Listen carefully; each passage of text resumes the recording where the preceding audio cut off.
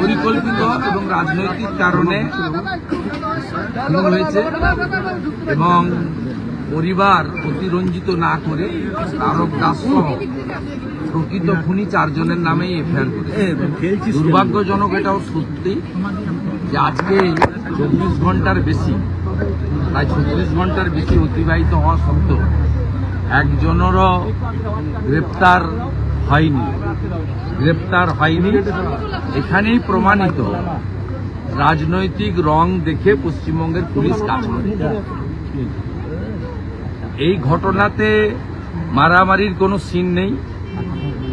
যাদের নামে অভিযোগ হয়েছে তৃণমূল কংগ্রেসের একটা গুন্ডা পান্ডা তারক সহ, তাদের কারোর চোট লাগেনি, ওয়ান সাইডেড হয়েছে এবং সঞ্জয় অত্যন্ত পরিচিত ভারতীয় জনতা পার্টির কর্মী। নবদ্বীপ আসন টলমটো করছে তৃণমূলের হাতছাড়া হওয়ার পথে।